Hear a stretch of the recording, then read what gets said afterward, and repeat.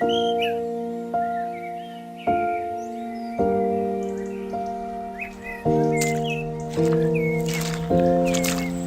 of life told by photographers. It's been very rainy of late. Today I've got a bit of blue sky and peeps of sunshine. Barnes is with me. Come on, Barnes.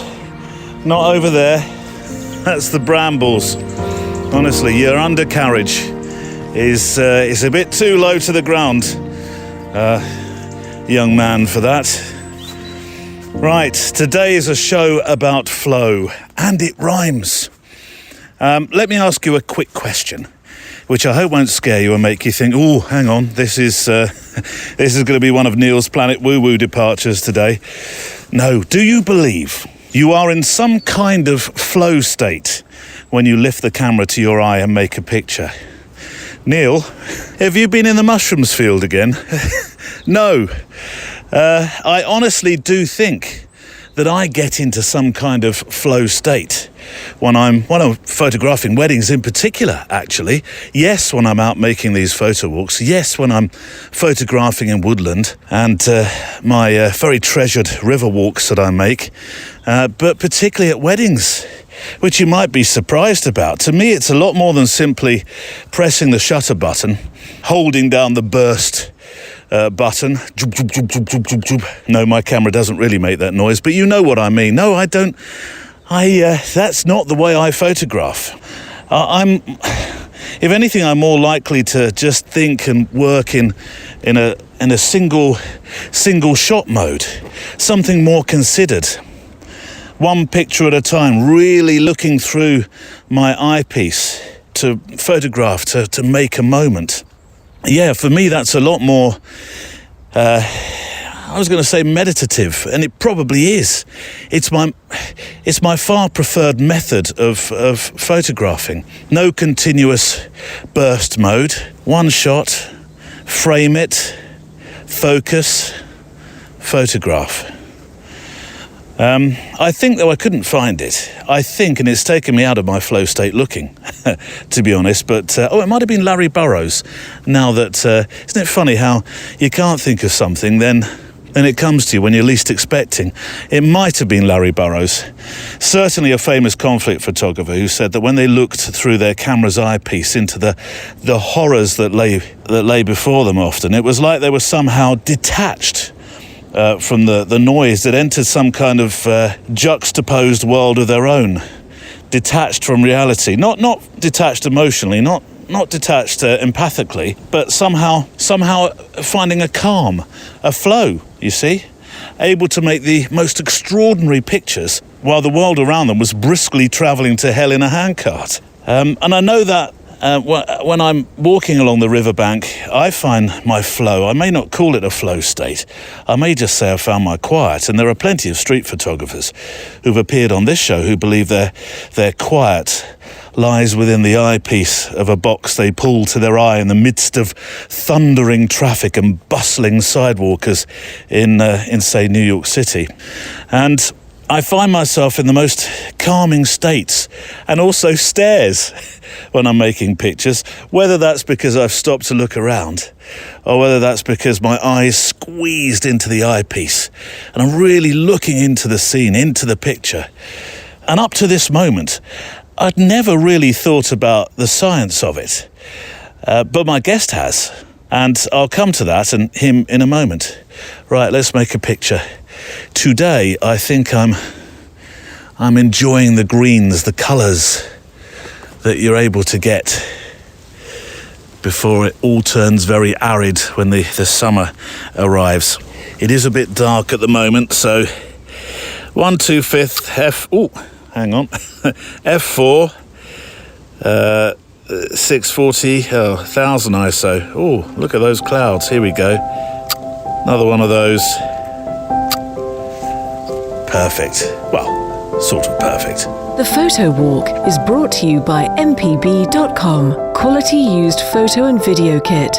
Buy, sell, trade, create at mpb.com. Actually, I'm making another one of my mpb.com test drives with kit In a few weeks' time, I think I'm heading out with a Sony. Actually, I haven't used a Sony for a long time. This is where they don't call it the Sony Street Camera. It doesn't have that official moniker, but it's certainly one of the cameras that Sony users, Sony fans, prefer to use when they're out doing their street photography. So I'm looking forward to that. The show is about, well, we are a mere 2 months away from being 3 years old. I got some advice when it was starting 3 years ago, and well, I seem to have gone off and written my own mission statement that's nothing like the one I was advised to write and read from. Neil, make a show about how to make money as a photographer. That's the only way you'll make a podcast about photography that gets any kind of decent-sized audience. Otherwise, it'll be like singing to yourself in the shower each morning, i.e. a stadium concert for one. I even had one reasonably well-known podcaster suggest that I think like Cuba Gooding Jr. in Jerry Maguire, the movie, who famously said, "Show me the money!" I take it you've seen Jerry Maguire, the film, yeah? You have? Perfect. In that case, then, I'll not need to... Oh, hold on. Someone's got their hand up at the back. Other listener, yes. You haven't heard of Jerry... Okay. Settle down, class. Hang on a moment. I'll explain the plot in very succinct fashion, because it's sort of important for my little foreword here at the start of the show. Film synopsis time. When a city sports agent called Jerry Maguire, played by Tom Cruise in the film... Did you know, by the way, that Woody Harrelson, he was offered that part, and he turned it down. He said, "No, I don't think so. I don't think this film's got legs. It'll never fly." "Oh, really? I don't think so." Sent the script back.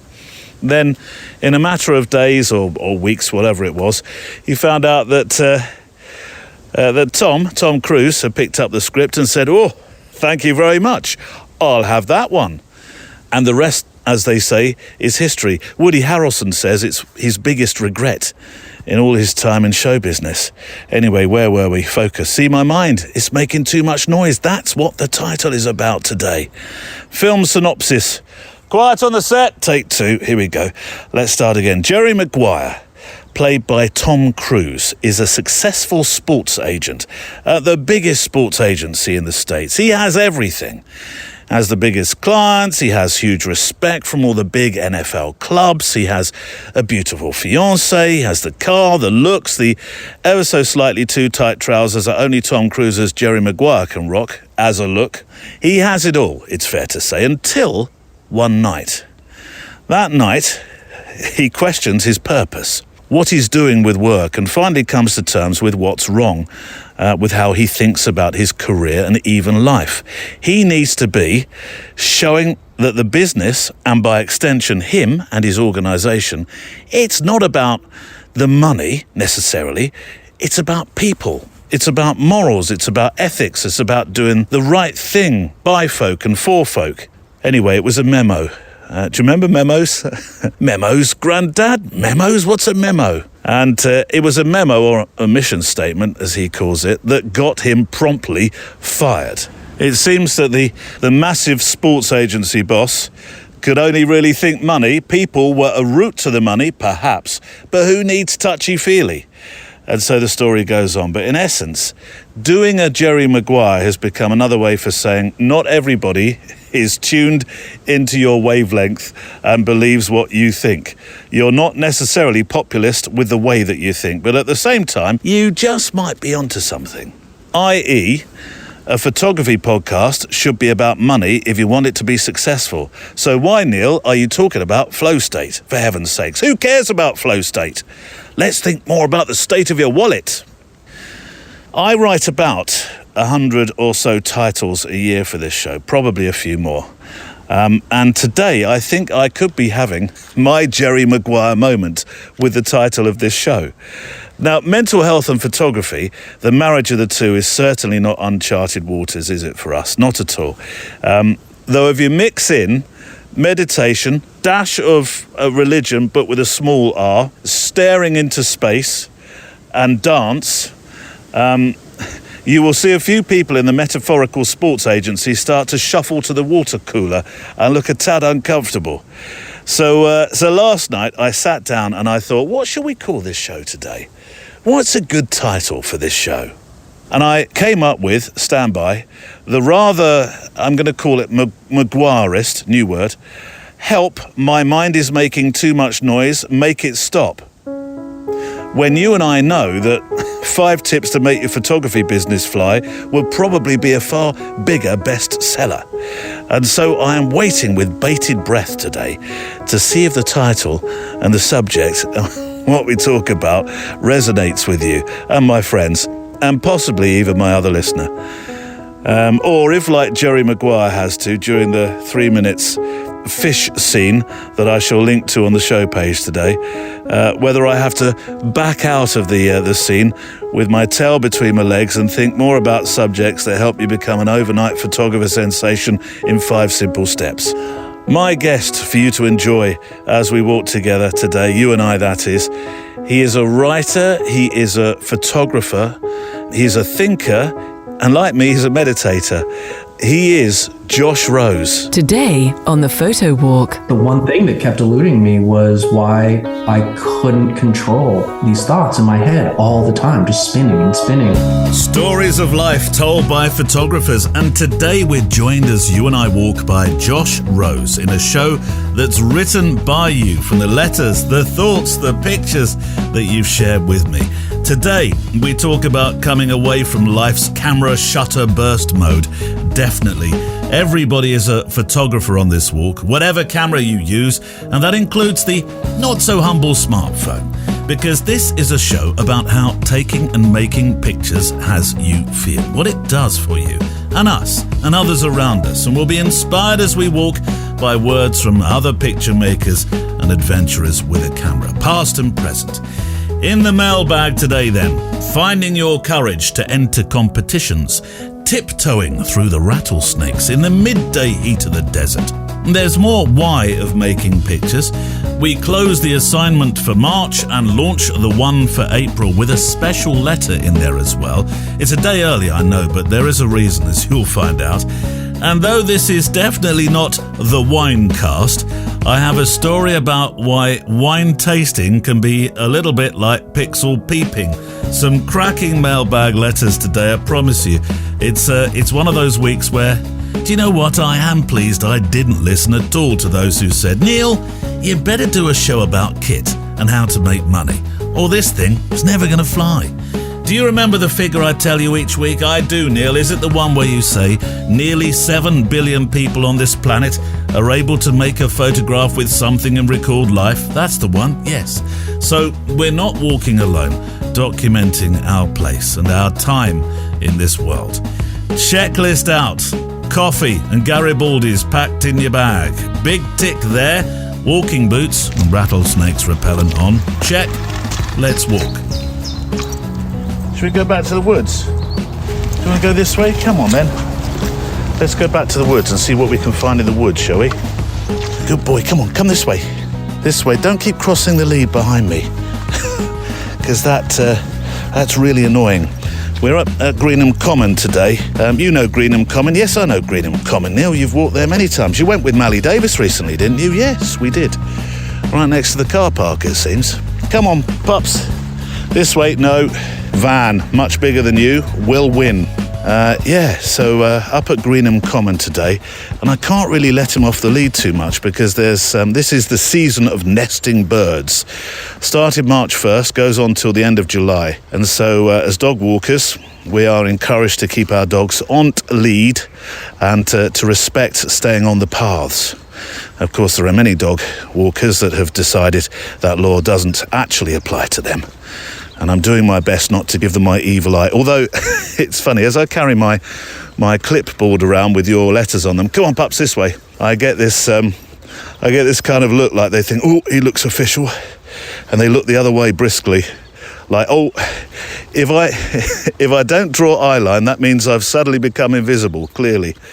Right, letters. Where do we start? I think we'll start with a congratulations. Cue the song. For Samantha Ramsey in Canada Land.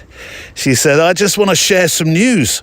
I've never entered a photography contest before, but I did this year. I submitted a rodeo photo to the Calgary Stampede Photography Contest. There's one of a kind.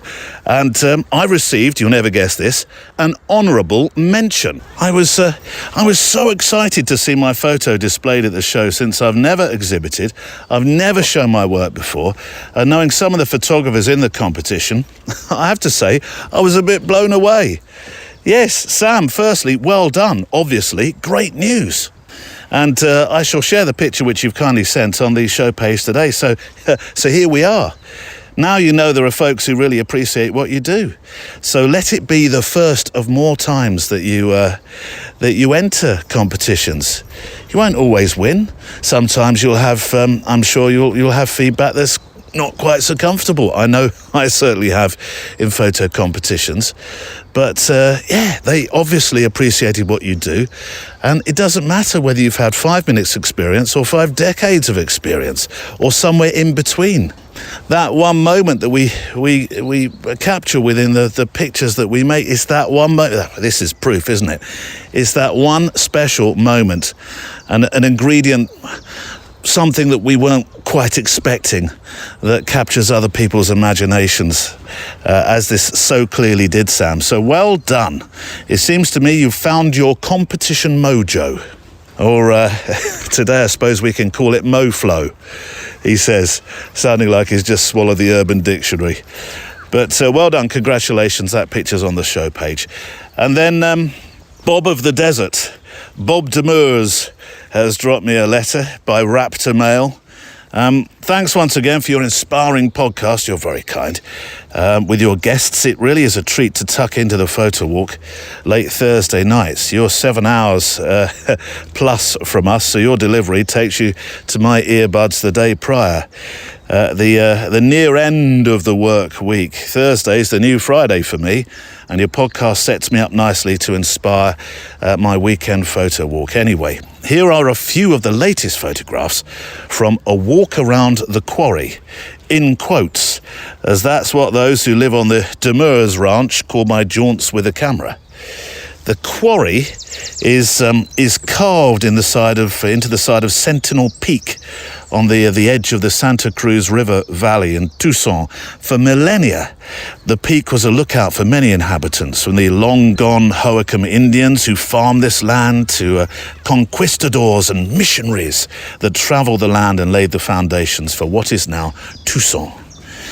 There's an overarching theme, says Bob, in the photos, of things that, well, sort of cling to life.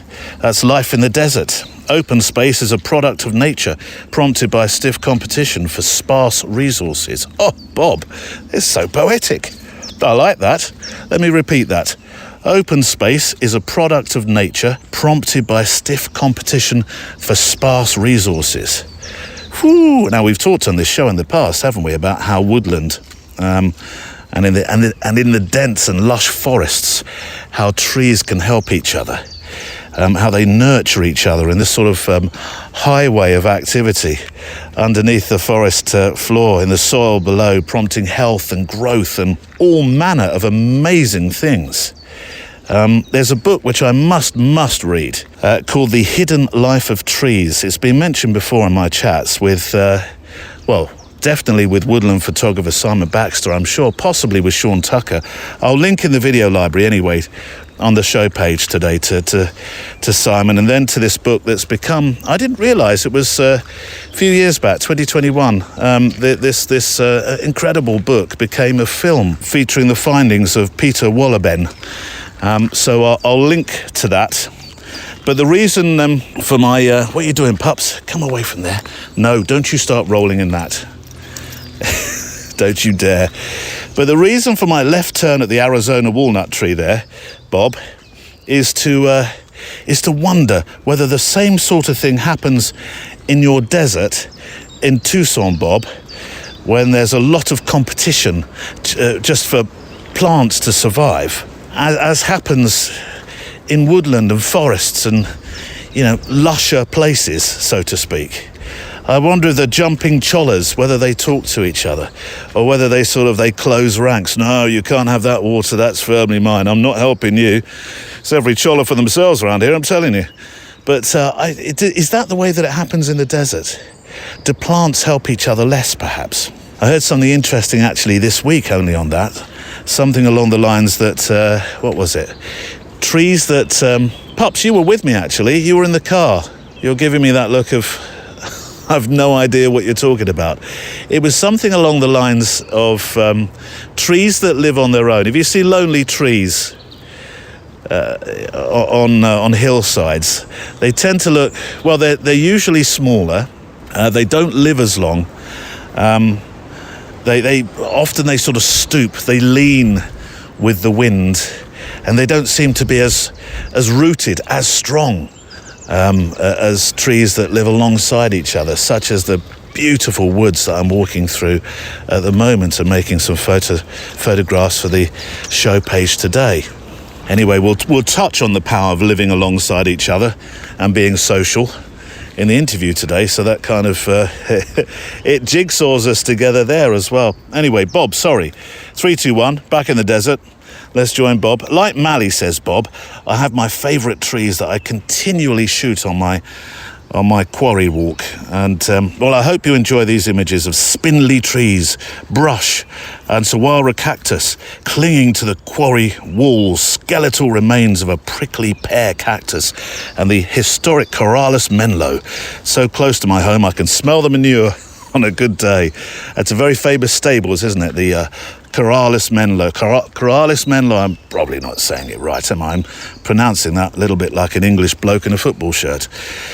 It's been a rough year for me, says Bob, but photography has been a lifesaver.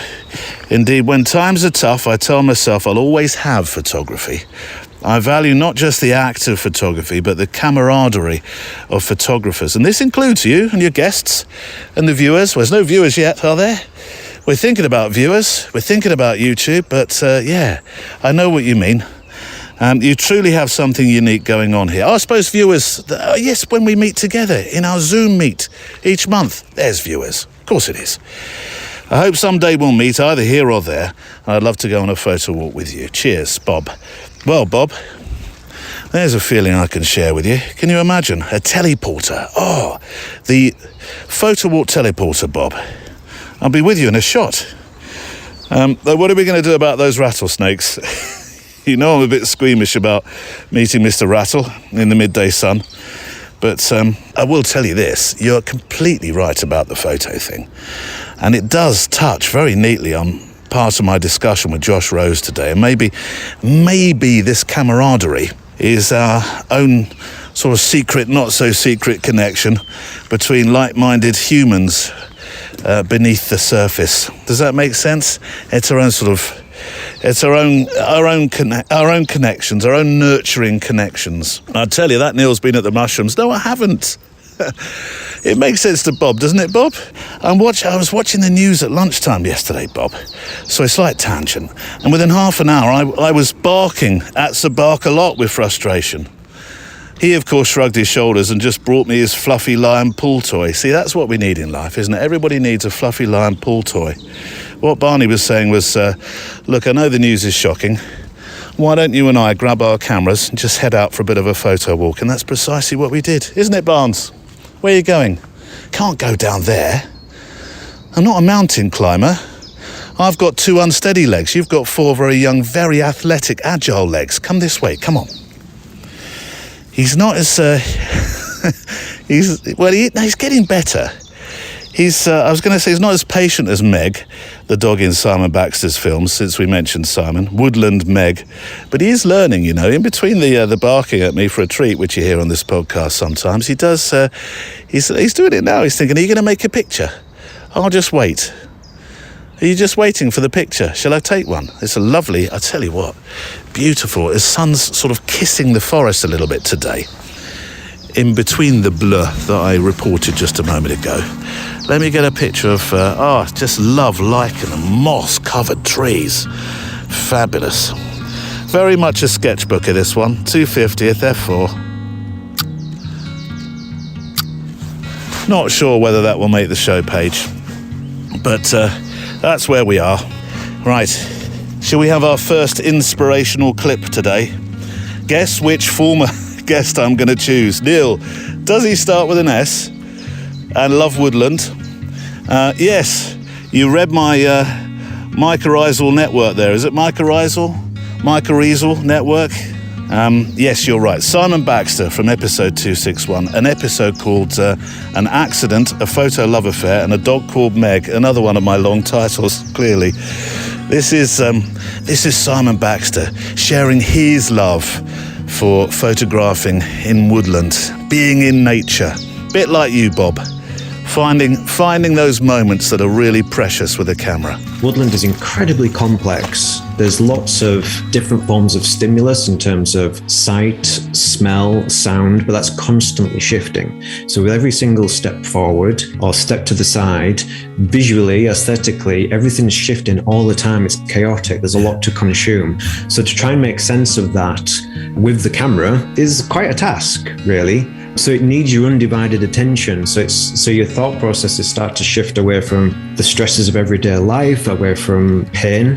When something has such a profound effect and a positive impact upon your life, you become very emotionally invested into it.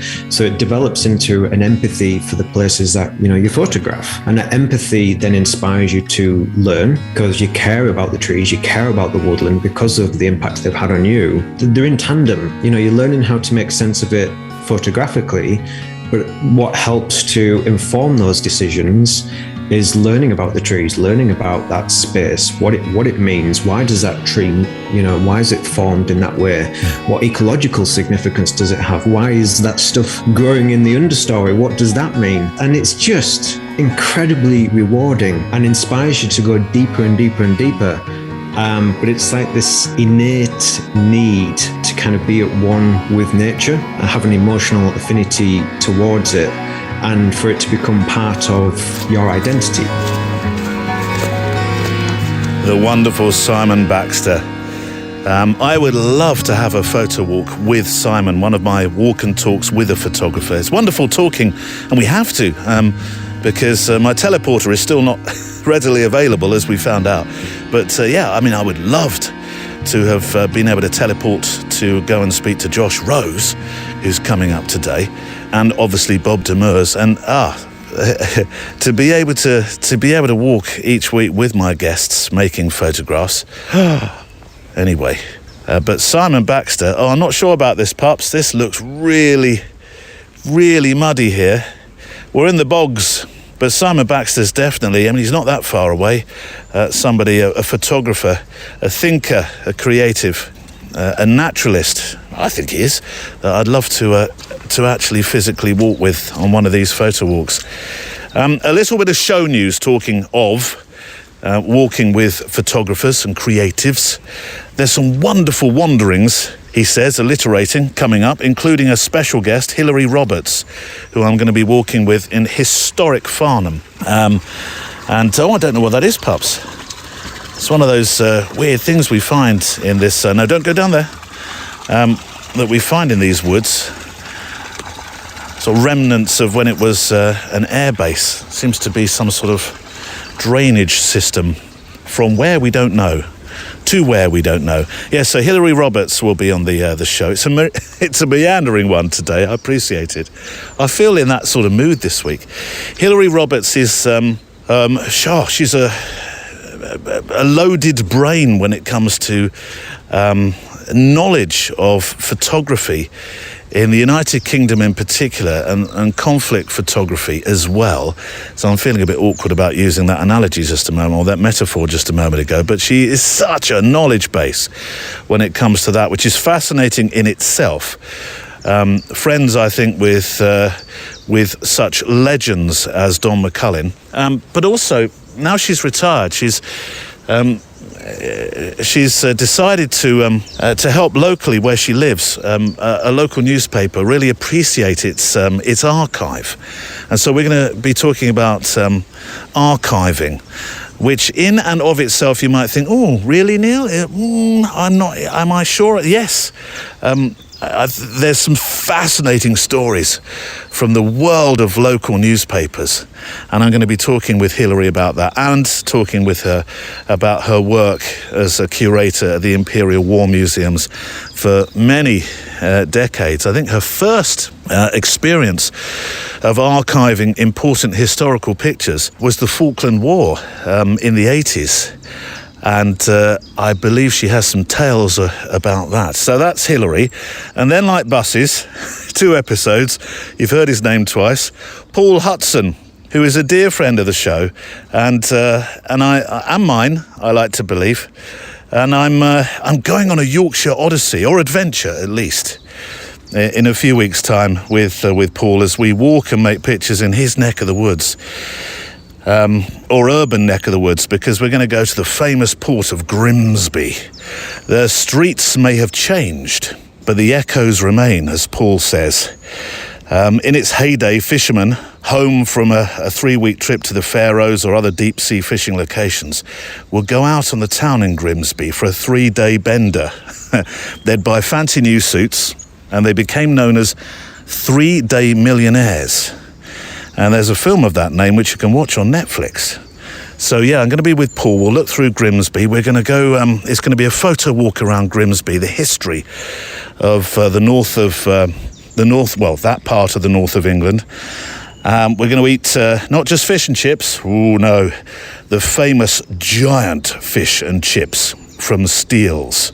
This is like a shark on a plate, apparently. We're going to go aboard a 50s trawler. Get your sea legs on for that one.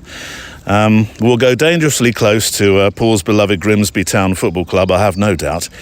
We're going to head out on the flat lands, which is about as close as you can get to a desert. Not at all like your one, Bob.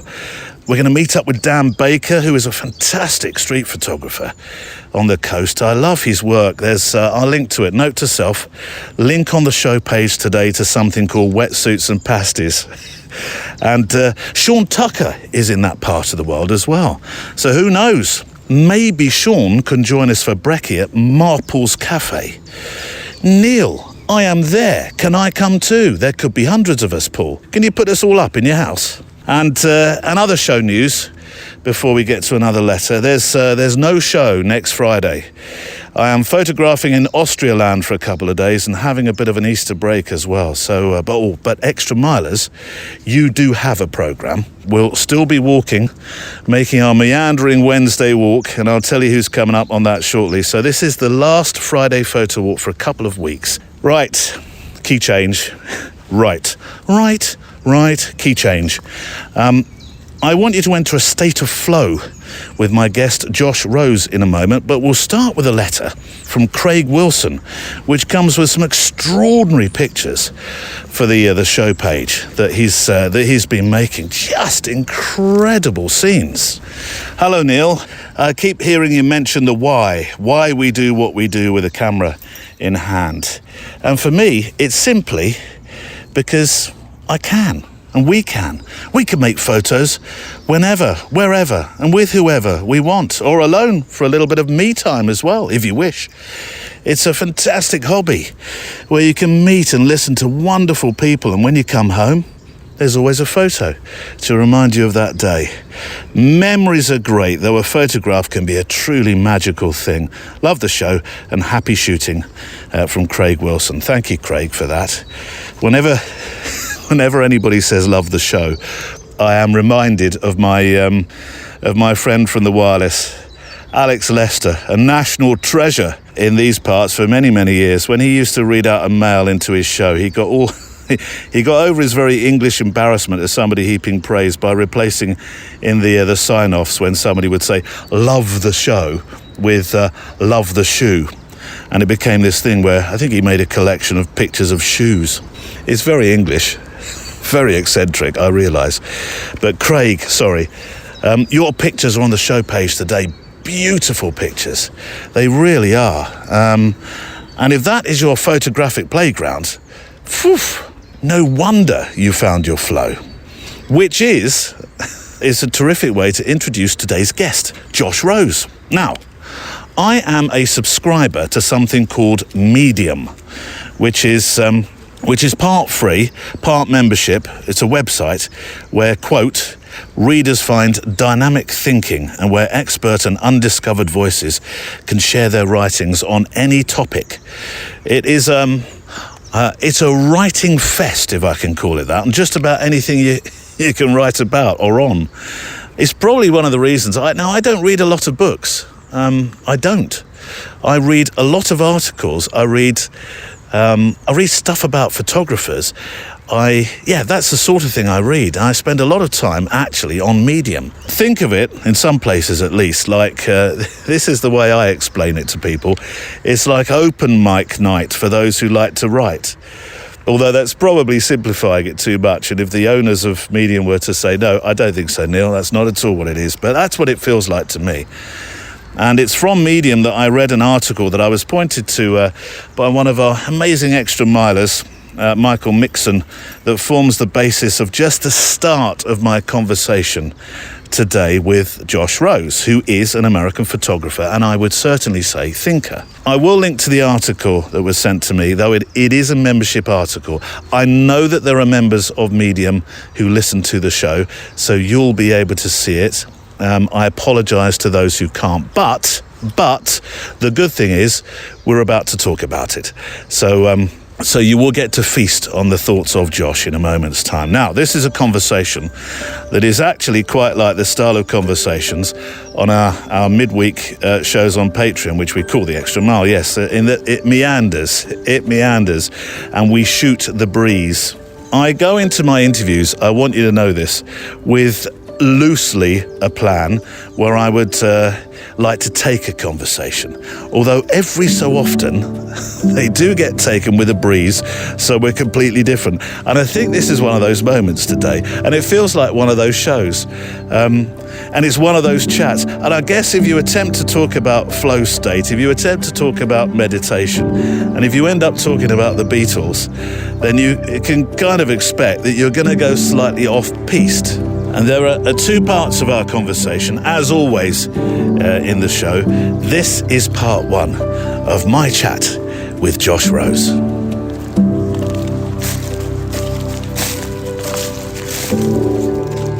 There were 7 words proclaiming the greatest life hack of all time. I thought, right, I'm in. What's this about then? I settled in with a coffee and 2 Garibaldis. Now, I don't expect you to know what a Garibaldi is, by the way. Sounds alcoholic. No, it's a biscuit. It's not anything quite as interesting. They're called dead fly biscuits. I'll let you look that one up. The actual full title is The Connection Between Eye Movements and Mental Chatter. It's a piece in essence about the fact we can't switch off. But I'll allow you to tell me the gist of the article without wanting to take away the enjoyment of somebody reading the full piece for themselves. Sure. It's hard to describe it without describing, my own relationship and history to mental chatter, the ongoing loop of thoughts. This, as I got older, I'm 54. This sort of like nonstop discussion in my head has been there, since as long as I could remember. And as I got older, the desire to control it grew for me because everything else had sort of come into order. I was making better decisions in my life as I got older and understanding larger meta concepts about myself and my psychology and others and the world and into fatherhood. I experienced, my mom passed away. There was just a lot of things that I started to grasp. But the one thing that kept eluding me was why I couldn't control these thoughts in my head all the time, just spinning and spinning. And it, like many, prone to panic attacks and anxiety. And so I just became, really, really interested in trying to understand that. And I tried meditation for many, many years. I love meditation. I still practice meditation. And it helped. Little things helped. But I stumbled onto this somewhere and I wanted to cite it, but I couldn't remember where it first appeared. It was something very small, actually. It was almost like it was either like a Reddit subthread or something randomly someone posted somewhere, but someone suggested try just staring at a spot and notice that when you do stare at a spot and don't move your eyes, that you can't, it's very difficult to think. Very difficult to start doing what you normally do with your head, and your thoughts turn off. And I was like, well, that sounds too good to be true. A bit too simple. And I did it, and I was like, by God, like that's actually really true. And I started retroactively making sense of a lot of things. And as mentioned in the article, meditation uses this. In fact, it's just not the thing that meditation usually gets credit for. It's usually the breathing and the stillness and the focus of your mind and the in and out of thoughts. So what we often talk about in TM meditation is that it's okay that thoughts come in, you just let them out, and they go in and they go out. It's a sort of acceptance. But in fact, one of the things I was taught early on when I was learning to meditate was to fix my eyes on something in the distance and sort of half close my eyes and kind of look through, half closed eyes and this sort of blurry point in the distance and keep your eyes on it. And that's what the article is about, is this incredible thing you actually are able to do with no practice, no training of any kind. You can literally, just by knowing it, you can do it. Well, that's what is most fascinating to me, because I'm glad you mentioned TM as well, transcendental meditation, because I learned to practice that in my 20s. I went to Baker Street in London, where they have a TM centre. It might even be the TMH. I'm not sure if it is or not. But anyway, I went there. I learned, and I found a sense of ease with it. But closing your eyes and repeating a mantra, and as you suggested there, if your thoughts come in, just let them out again. I didn't find it very easy to ever let a thought out. Once it started dancing about in my head, well, it was a bit like your dance pictures we're going to talk about later. It was all over the shop. I had no idea how to let anything out. So this idea of and we often say, don't we, if a partner or friend or somebody is staring, you say, that looks like you're in a wonderful stare. That's essentially what this is about, isn't it? Yes. Yeah. And prior to this article coming out, I had been coming to maybe it led to this, but I'd been coming to some realizations about myself, photography, mental health. And it was all culminating for me in this idea of being in a flow state. I think we all understand it as a creative thing. We also kind of understand it as a sports thing, that when you're feeling it, they say in basketball, the hoop gets 10 times bigger and everything slows down, and all the stuff that is true when you're in that state. And then we've studied it sort of scientifically, which I feel like takes a little of the soul out of it. Like what happens in the brain when we're in a flow state, and kind of what are these recipes which people have for how to get into a flow state of like some perfect combination of achievability, difficulty, but achievability, puts us in this flow state. But I was watching this Beatles documentary, Get Back, and which has also kind of changed my life a little bit. But I was seeing the band. Have you seen it? I haven't, and I want to ask. I know of it. But I'll ask in a moment what has been life changing for you. But I don't want to interrupt your process. Yeah, yeah. I need to land this plane of a thought, but I was having these ideas about flow and watching the Beatles. Like how they did it. And realizing that so much of our health centers around, at least for me, I don't know if I can speak for everyone else, but my own health seems to be about my ability to be in a flow. But then that led to focus, because when you are in a flow, you're very, very focused. And then I realized that when, I'm with a camera and I'm looking through a viewfinder, I am pointed in a direction at a very specific thing. And, like a lot of the stuff just kind of like came together. Get Back then. Why has it been so important? First of all, it's 3 long episodes. I could probably talk this entire podcast about this film. So I'm trying to figure out like a way to the Precy version. Yeah. Yeah. And the film is very, very long, but Peter Jackson, who directed it, said it's not a movie about the Beatles breaking up. It's a movie about the Beatles trying to stay together. They had reached incredible fame, height of their fame.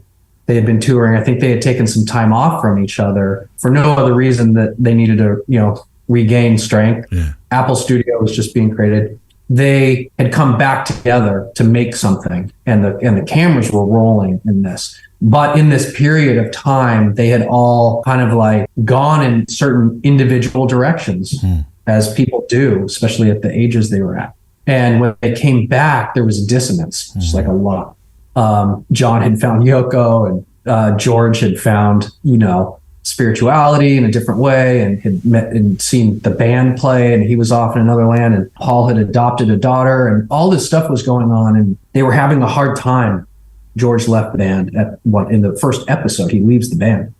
And the whole rest of the time, they are finding their way back into being what we have thought of them as, is this incredible powerhouse creative group. And to watch it unfold, I'm so glad Jackson kept so many of the hours of it, because you get enveloped in this process and you get to just hang out with them and watch it unfold. I've never seen anything like it in my life. These are some of the most creative people to ever walk the planet. Yeah. And it's not just them individually, it's them as a group. And while they don't even really have the language to discuss that the way even we're discussing it, they all know it and they feel it. And so anyway, the biggest thing I noticed was that when the music started, everything else went away. The way John looks at Paul when the music is playing, they never take their eyes off each other. Again, it's that wonderful stare, or, like they stare at each other the whole time, like lovers. They look like lovers when they're singing. And it's just it's just how they do it, And then the music stops and Yoko starts screaming, and, George starts complaining, and Ringo falls asleep, and everyone's smoking, and like all the dissonance, just fills up that room, So they just keep playing. Like that's how they get through it. They play, most of the movie is them playing other people's songs. But I was most taken by the flow state that they could get themselves into simply by playing and joking around. There's so much humor. John never stops making jokes. Like he only calls, I've got a feeling, I've got a fever. That's all, like that's him. Like he just changes the words to everything, and it's disruptive, but at the same time, very necessary. And you can tell Paul appreciates it. He's not mad at that. So anyway, I've just sort of like come to so appreciate them. And also I'm these days very against the hero's journey and this idea of individual achievement. I just so recognize that humans are social is the name of my, my organization, but we aren't here to do solo endeavors. No. We are here to collaborate and co-create with each other. And so watching them do it was just this affirmation for me of that. Well, I'm so pleased that we've talked about the state of flow, and I'll certainly be watching that Mammoth Beatles film. This is the second time, Josh, in as many weeks that I find myself talking about the power of the written word with a photographer. And it's from that introduction through your work on the platform called Medium that we're talking now, really. And your writing is such an important part of your creative state. This sort of rounded creator that you are, and your pieces go from 4-minute reads to longer 10-minute plus articles. Some of your work is about mindset, it's about photography, some the business of. There's articles and pieces about music, social media, your travels, what you take with you. It's a treasure trove of real thoughts from a photographer at the coalface, as it were. And I dare say we'll talk again about some of the subjects that you cover. But let's take writing and the writing you do for this platform called Medium. What does it do for you? A lot. Medium has been I'll contextualize it in, the discussion, mental health. Writing for me is something I've done since I was very young. I got a journal when I was about 13 years old, and I would draw on one page and write on the other. Draw and write. And I did that for probably over 10 years. Side note, they were all stolen. Oh, no. I know. A couch, TV. Ugh. speakers, a record player, like my whole album. We were rebuilding some stuff and everything went into storage, and then someone broke into the storage and took everything. My journals happened to be in there, but take my couch, but not my journals. I know, right? The stereo speakers, I actually, for some reason, the things that I remember most. I don't know why, but that process of writing every day or every couple days and just letting the stuff out, it led to poetry. And that, interestingly enough, led to, or at least helped my career in advertising. I came up through the art side, but then was able to supplement with writing to write campaigns, and spent, you may have seen, 17 years of my life in the advertising world. Yeah. And so writing has just always sort of been there. As my interest turned more towards photography specifically, I've always needed writing as a place. It's a thing I'll do first thing in the morning, and I'm drawn to do it. When I wake up, it's sort of what I have the energy for. I feel focused, and I usually wake up with ideas just sort of flowing out of my dreams. And because I go to sleep thinking about photography and I wake up thinking about photography, the nature of being really into something, I would often wake up with ideas about, a new thought about photography or a new thing that I was exploring. And writing, as you know, helps you understand something. Yeah. It's sort of like teaching helps you understand something. So writing it was a way for me to better understand this love affair with photography I was having. So Medium was the play. It just happened to come about. Ev Williams, who co-founded Twitter, left, started Medium almost as a response to Twitter. Mm-hmm. And I felt a healthy response, because Twitter, I think, was very unhealthy because it forced everyone to take complex ideas and put them into very short form. So Medium, which I think is a nice way to describe that, is like, let's move away from short and go medium. At least give ourselves some medium, Yeah. Because these are complex ideas we have, and life is complex and it deserves discussion. And that's why podcasts, I think, have become so popular, and what you do is so interesting, is because you're lengthening out these thoughts and letting them expand and have life. And I think Williams was interested in that too. And I really like him and liked his approach, because he wanted to create a self-publishing medium where the writers were encouraged and incentivized not to use clickbait and not to try to game the system. Funny enough, the one article you saw was the one where I was like, screw it, I'm going to put a clickbait headline. I was going to say, hang on a minute, you said it's not clickbaity, but that was quite a bit of clickbait in that one. Yeah, it could not be more ironic. It worked. I will say, in my defense, I felt like I could pay it off. It's interesting when you talk about the length, talking about Twitter, then Medium, then you mentioned podcasting. This is not a discussion about me, but I'll just use it in context. That when I was thinking, right, how long does a program need to be? And you'd hear people say, well, it's half an hour. After half an hour, people lose the will to live. And we gradually became about an hour and a half, hour and 3/4. I made a statement that I was going to try and make it shorter. But like the forest that you get stuck in, which you can't seem to find the way out of, it seems to me that life is 1 hour, 45 minutes, never less, often more. But I think there is this danger now, isn't there? And I'm going to sound like such an old man to my kids when I say it's a bit like the life of TikTok, isn't it? Where everything has to be so short.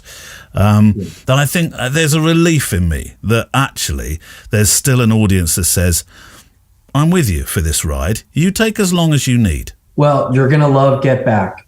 Yeah. Well, it sounds like I will. I might be there for a few nights with that one. And it's part of what I like about it too, is Peter Jackson did not shy away from letting you sit in it uncomfortably for a while. I'm sure there was moments where he thought, we don't need to see Ringo falling asleep again. But maybe you do. Maybe you do. A friend of mine, Giles Penfound, who's known to this show, a dear friend of mine who was a former army photographer, was talking about Anton Corbijn. He went to see him talk once, and he said it was the most extraordinary event, because Anton decided that he would show his pictures as a film, but with no sound, and you'd sit in front of a picture for 45 seconds before the next one would come along. And he said, I started. Now, Giles is a very patient man when it comes to photography. He said, I started and I thought, where's this going? And I found myself getting agitated to begin with, that there was so long with this picture. He said, but it didn't take long. It was only 3 or 4 pictures in where I thought, oh, okay, I get it. And it was a really interesting experience from exceptionally talented photographer. I'm wondering if you've seen a movie called Gunda. No, I haven't. Gunda came out in the most unfortunate of times, in 2020. Right. Oh. First, it's about a pig, but it's about so much more. And there's almost no dialogue, if any, as I can recall. It's shot entirely in black and white. It's moving and incredible. But what reminded me of it is, one, what you just discussed, which is this, like, watching these photographs 45 seconds at a time, but more this emotional side of this agitation that then turns to like an understanding.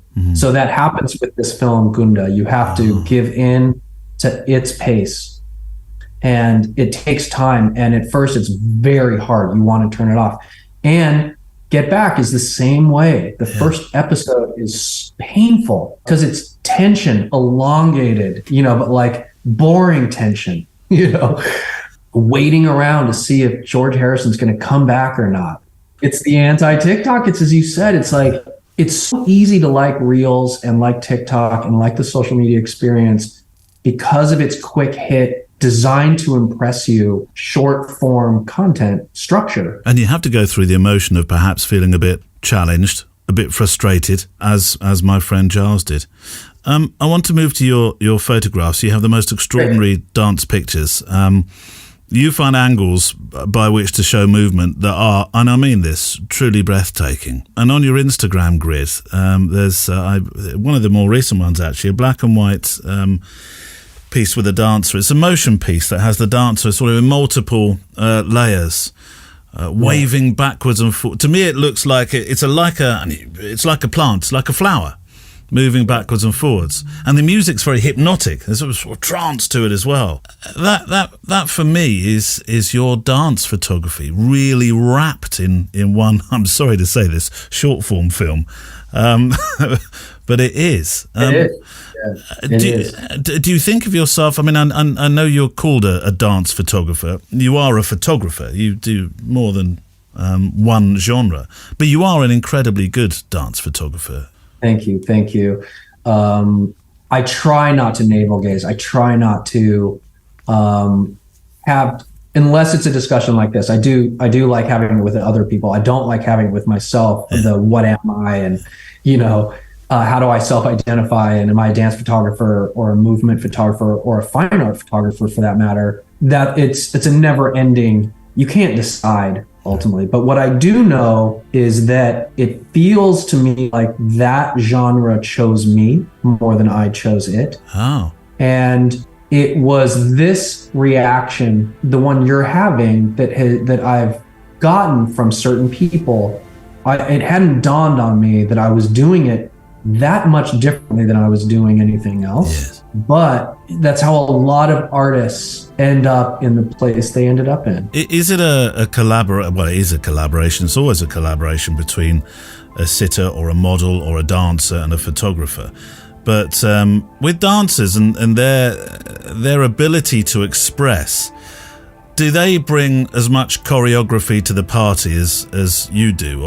Or is it simply a joy to sit back with your camera and stare through it and let them take charge? A portion of it is your camera knowledge, but a equal or greater portion of it is your knowledge of the subject itself.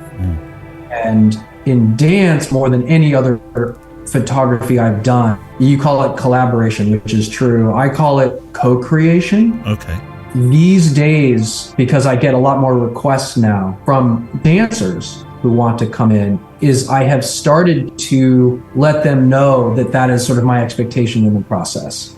In the earlier times, I was just so happy to be shooting anyone, who could dance, because it's so beautiful to me. Yeah, it is amazing. I'm so enthralled by it that I would just sit back and be like, do what you do. But over time, I've been doing it now for, 7 years or something. And so you learn the language. I've learned French words I didn't know I would ever know. as well as the vocabulary of dance. They talk in terms of shapes, gestures, choreography. There's always a phrase or something in their mind. You'll sometimes watch a dancer work and they're mumbling to themselves. Really? It's my favorite part. I always wish I had them mic'd. But it's like, grabs the chain, puts the shoe on, tousles the hair, the jacket, the this. They're sort of just like talking about these random things, But those things are trigger items that they are remembering for this phrase. It's a very visual phrase, but it's a phrase they have that reminds them where the body goes and what the intention is, and it happens very fast, which I really love. The language of dance and the language of photography are different, and they come together, and you learn each other's language, and in that process, this creation happens. And Josh Rose returns soon. Look at these clouds, they're coming across. I did say, when we are dancing in and out of some beautiful sunlight, just ripping through the canopy in the woodland where I'm walking. But now look at this, pups. I know you're saying we're going to get drenched, aren't we? It's gone very dark all of a sudden. I'm making some pictures today. My scrapbook images, my sketchbook images are very, very mossy, they're these wonderful greens that are brought out by, certainly by the rainfall that we've had of late, but also by the sunshine as well. Hold on. Reach across there. There we go. If you've been walking anywhere that we should know about and see, please keep sending your pictures and your stories in. That is what drives this programme. I will always get to your letter. If you've sent it in and you thought, that's a bit out of sequence, that sounds like that one's been sent in more recently than the one I sent 3 months ago, don't worry. There's loosely a plan, to use the L word again. And I'll get to them. I'm thinking about doing the plane started up. Here we go. We got a plane over there, Mr. Stunt Plane. Come on, bring that low cloud across. And then is that a Chinook over there?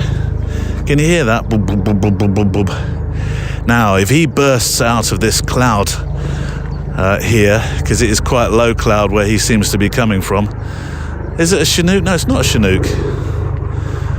Neil, you should know the sound of helicopters, having been once an aviator of such dangerous beasts.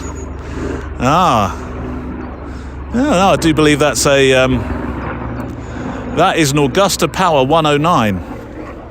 Is it, Neil? Is it the Power 109A or the standard? I've no idea. It's the one with the leather seats. Where were we? Yes, if you've been walking somewhere that you'd like us to see, somewhere you'd like us to experience, I'd dearly love to hear from you. Send your pictures to stories@photowalk.show, stories@photowalk.show, 2,500 pixels wide. If you can resize your images and optimize them for the web, you are a total star. But if you can't, you don't have the software to do it, as I always say, don't worry. Heavy lifting on me. I'll do it for you. But send those in. And if you haven't got a picture at the moment and you think, I'm not sure, I don't know if I want to share my pictures yet. I'm not sure I feel comfortable to share my photographs yet. Don't worry. Share your thoughts. Share what photography means to you. I love to receive your thoughts. I had a fantastic poem, which we will come to in a few weeks, just only the other day, which was wonderful. You Know Who You Are. What a fabulous poem. Your first, I do not believe it. Well, you're first about photography anyway. As I said a moment ago, or just before Josh, there is no Photo Walk next Friday. It's Easter break, so the show returns in 2 weeks' time. Though, we'll still be taking our extra mile walk of a Wednesday, available to our patrons who support the show. Thank you so much. You are very kind, and I really appreciate every one of you. I do. It's like being, I think, the Wednesday show with our interview feature, which I've now called Shoot the Breeze. Which it very much is.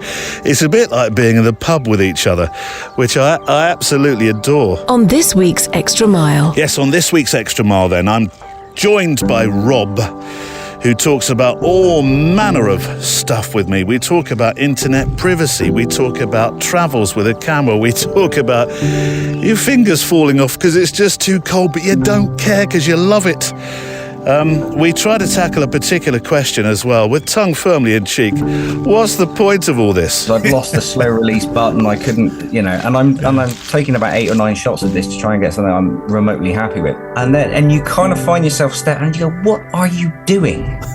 You're absolutely freezing. You haven't eaten for like 6 hours. You're fiddling around in the dark to take a photograph that half a dozen people are going to see. There's also a roll of 12 question or two, those photo questions that we pulled from the film canister, except that the frames on the roll are actually photo questions. Let's go for number 6. Number 6. Which one photographer, alive or past, famous or otherwise, would you choose to make your portrait? Who would shoot the portrait of Kieran?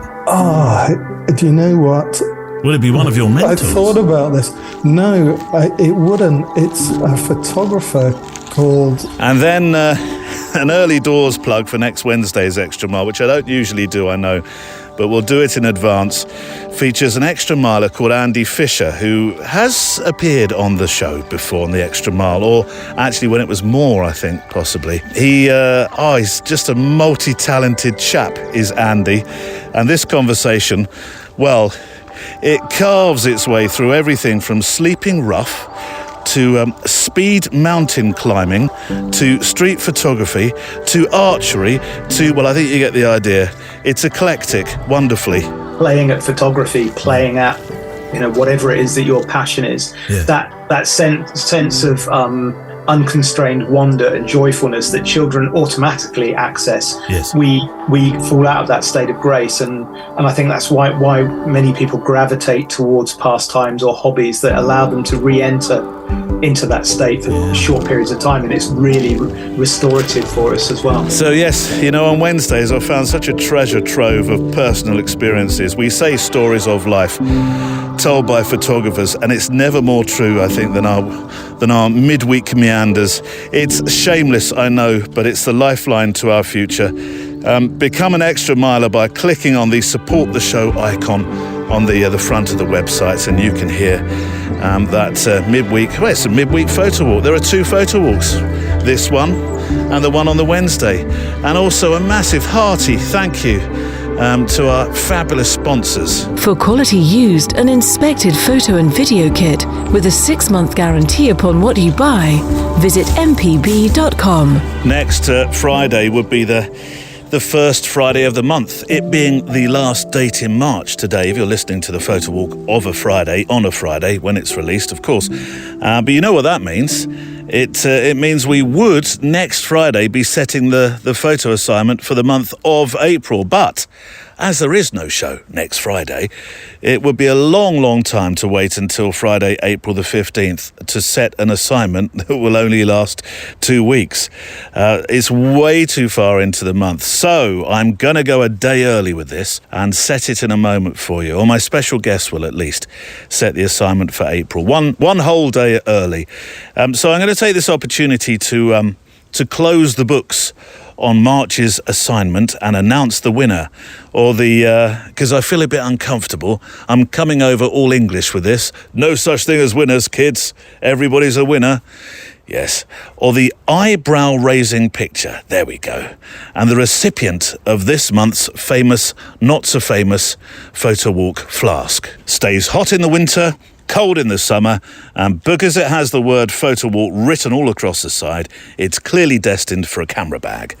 But before I announce the picture, can I read just one of the last entries for the month that's just gone, where you were challenged to make a picture about, well, the light, that one thing that makes this thing possible. It's a letter that usually might appear on the show, actually. So I thought, well, shall I put it on the assignment page, or shall I read it here as well? And I've opted for the latter. It's from Scott Wilkes, and it's themed very much with finding flow and the mental health benefits of photography. 2023 so far, says Scott, has been an uphill battle for me in many ways, but discovering your podcast this year has made a substantial impact on my mental growth. I've always loved photography, and I've worked in the industry of sorts for nearly 30 years, but really, I consider myself a hobbyist at best. I've got no social media presence, never really been able to embrace it, but this month's assignment by Mr. Booth really had me thinking. I've not been able to consider anything I shoot as destined for any place other than being something for myself and my family, and that's been fine. I'm a little shy to share, you could say, but this image was truly off the cuff, and it is essentially of just the light. There isn't really a subject to speak of. The composition is non-existent, but the light I saw at the moment was magical. Out for a day shopping with my wife and daughter, and just as I turned to see them before getting on the elevator, I was struck. The warmth and the glow of the overwhelming orange light of sunset surrounding everything over downtown Los Angeles had to be captured and remembered. Looking back at that day in this photograph, I immediately thought about you and what you're doing for photographers all over the world. I shuffle a bit uncomfortably, you know that at this stage. I'm thankful I found this community, and maybe one day I'll feel more comfortable to share more. But for now, I hope you see what I see, that light. Well, thank you, Scott. For your flattery. I feel privileged, you know this, whenever I receive a letter like this, and I do.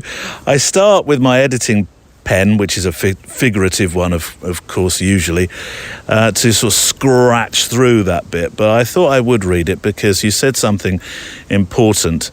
You mentioned the community, and I think that's the precious thing about this podcast. And if I can rewind all the way to the start of the program and those words of advice that were given to me about, come on, Neil, make it about kit, make it about money, you can't go wrong. And probably they're right. And maybe one day I'll do a title that does do that. But it would always be on the side. It would be a side serving, that's for sure, because I am really, underlined I, you could tell by that, couldn't you?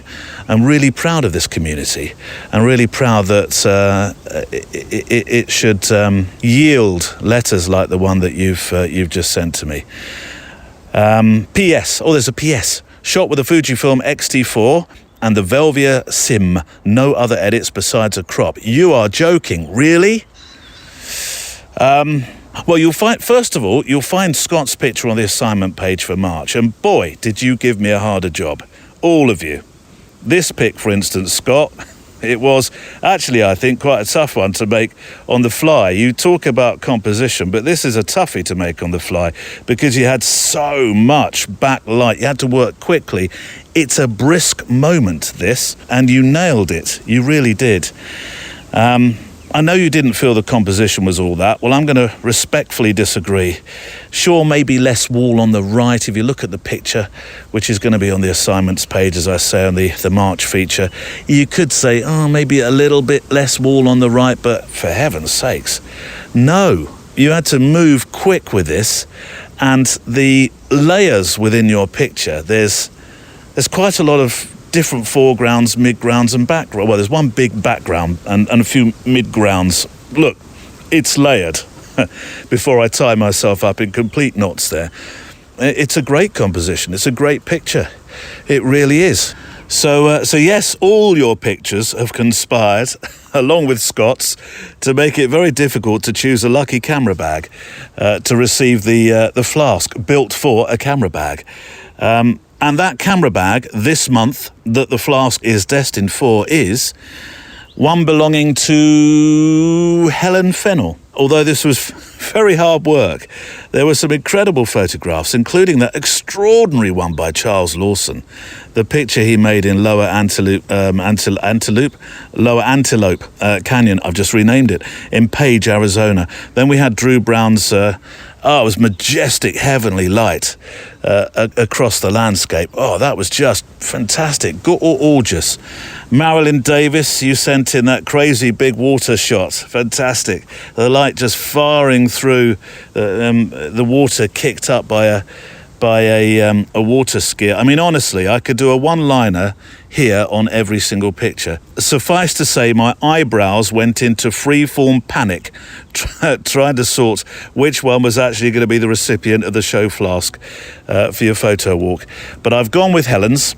Extraordinary picture, Helen. Actually made in Helen's office. A simple composition in some ways, but when you look at it, when you take the time to look into the picture, here we go, we're going into flow state again. Are we? Is this flow? I think it possibly is. But when you look into this picture, when you stare into it, since that is the order of the day, you start to notice a whole bunch of nuanced things within it. Helen wrote alongside the picture, attached is a shot for the Tim Booth assignment, Go Photograph Light, which made me pick up my camera again.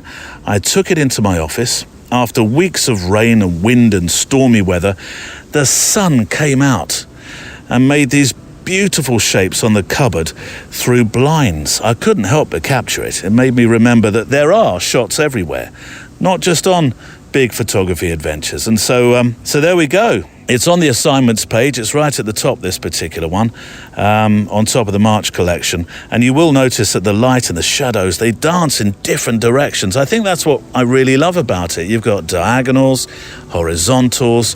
I love that the spider plant has its own complementary stripes. You'll have to see the picture to understand this. But look, it's a lesson to me that there is a picture waiting to be had everywhere. And this, I would imagine, could well have been very different, but a minute later. It may not have. The sun could have gone in and you'd have put the camera down or back in your bag and thought, well, there we go. Water cooler moment instead. Make a cup of tea and not made the picture. So, bravo, well done. Picked up the camera, saw the moment and made this gorgeous, beautiful picture. I am very proud of the complete gallery this month. I really am. Thank you for taking part and sending your pictures in. They are honestly a joy to open when you send them in. They really are. So you'll need an assignment for April. This month we have a friend of the show who's going to be doing a more regular street feature with us. News of that to come in the next few weeks. But this month, I asked if she might like to set an assignment, since she set some very successful ones last year. It is our very good friend, Valerie Jardin. The Photowalk assignment. Now, for this assignment, I'm saying this with a wry smile, Valerie, because I don't think necessarily you would want to create one yourself. Or you might say, yes, I would. So this assignment is creating a self-portrait, but a street style self-portrait. And actually, you're wrong, because I have a gallery on my website called Mirrored Me, and they're all reflections of me on the streets. Yes, of course you do. But I was thinking back to our conversation where you said, I don't want to be in portraits. No, but of course, it's not that I sort of want picture. control of. Yeah. So this one, I suppose you're embracing your inner Vivian Maya for this one, which is an entirely different sort of feeling. Yeah, and it's fun. You can my series is all in black and white, and it's reflections in windows and mirrors and partially hidden. This is the one I look the best. Valerie. Or just something really fun that you do in passing, not something you're going to go out and plan, something that will be very creative but spontaneous. It's all about the spontaneity. So there are people who've done amazing self-portrait series that are really staged and complicated, but who has time for that?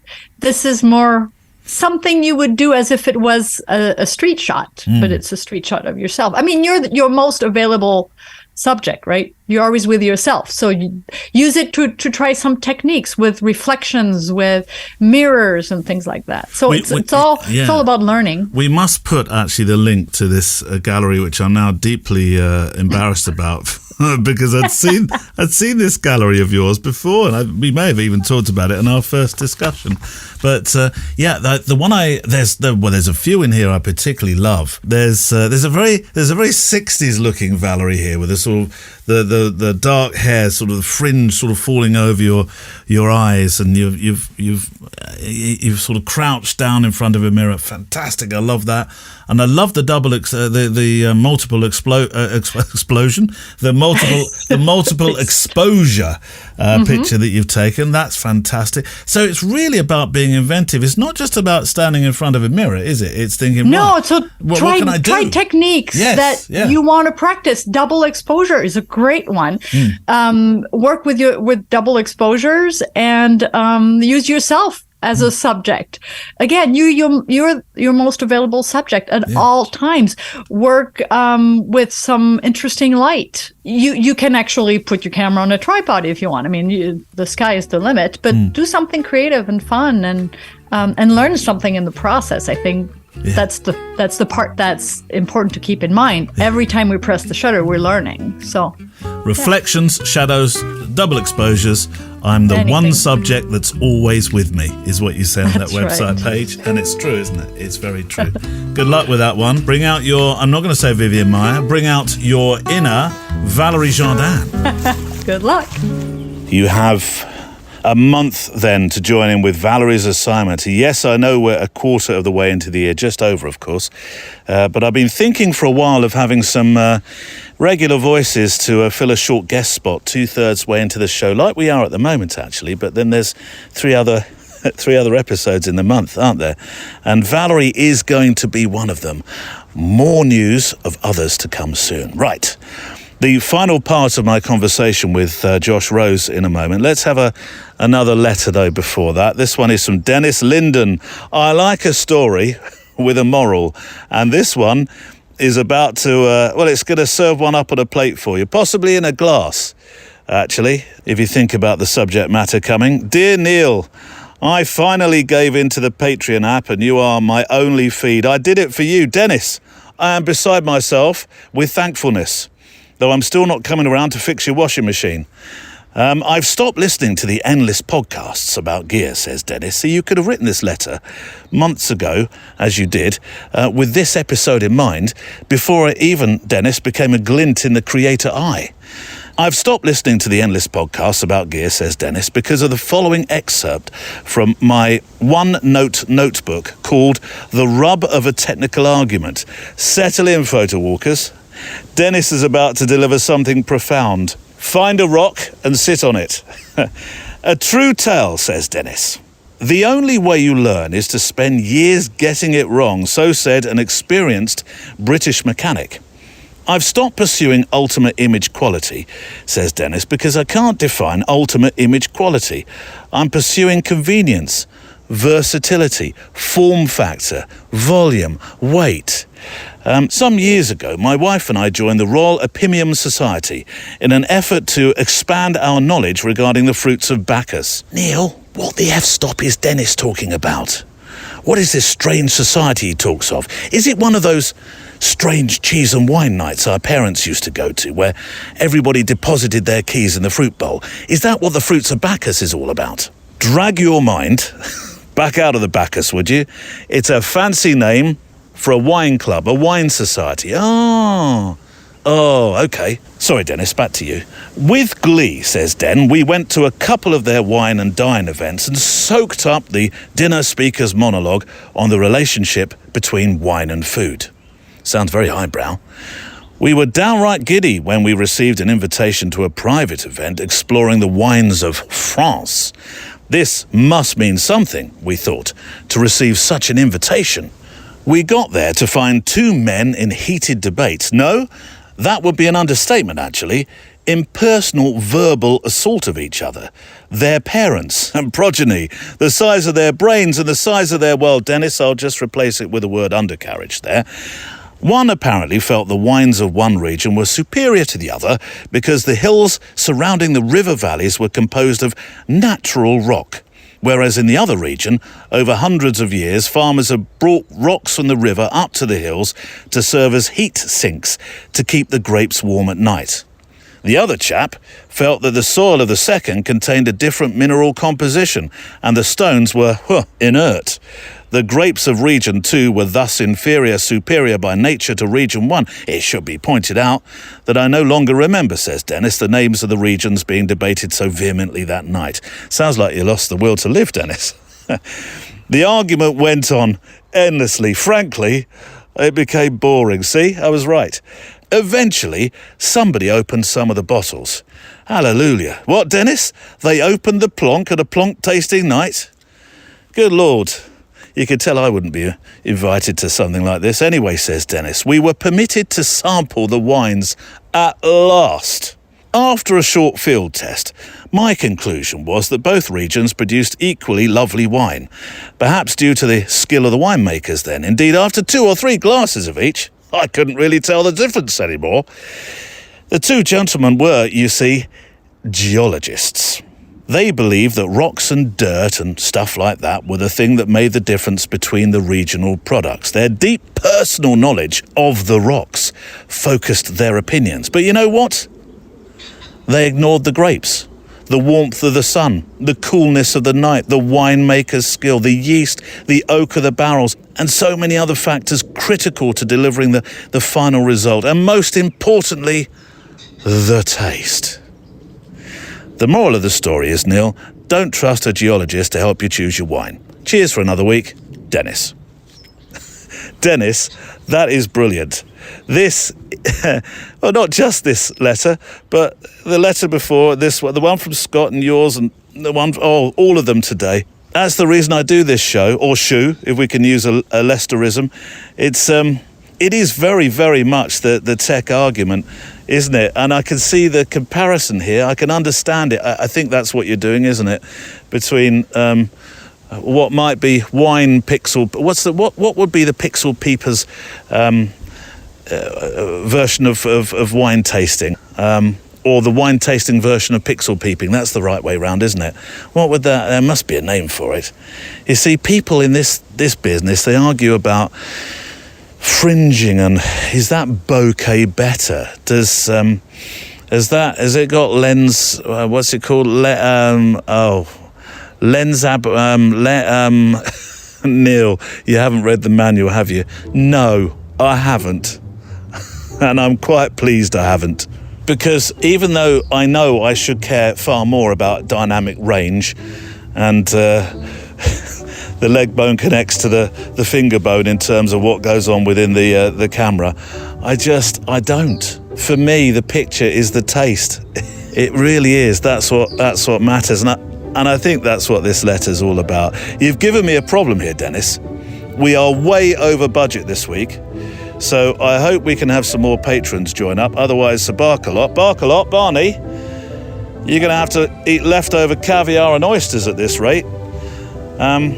So Dennis, I am going to send you the second in the show today, a famous, not so famous show flask, which you have to promise me you'll send a picture of being used on your veranda this summer, pouring the cheapest chilled white wine you can possibly find into a plastic cup. I think this seems like a good moment to remind you of the email address, stories@photowalk.show. stories@photowalk.show. I'd love to receive your pictures, your stories, your tales. If they have a moral on the end, fantastic. But they don't have to. Just, let me know what you think about photography, what it does for you. We've had a fair few letters in over the past couple of weeks in particular about about how important, how special, how potent. I've only used that word once this week. Normally, Neil, you've done at least 4 or 5 of those by now. Photography is for you. So stories@photowalk.show, that's the email address. You can, if you're just sending in, where's that bird? Where are you? What's that? Andrew Hardacre is my resident bird expert. Well, I'm sure there's more of you than just Andrew, but he is my resident bird expert. Andrew, what's this bird? What's that? Do you know? I feel I should be getting better at that sort of stuff, doing these walks. I do. Andrew, over to you.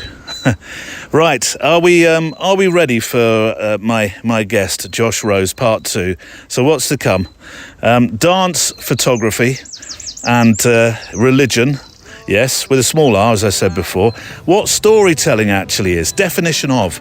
It's that is one of the questions I've been asking my guests. What is storytelling? What does it mean? What does it mean to you? What else? Abandonment. Oh, Neil, that sounds heavy. No, it does make sense. The price of housing in LA.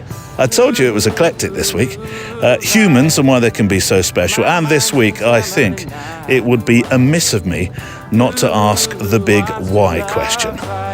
So that's to come in this part of my conversation with Josh Rose, part 2.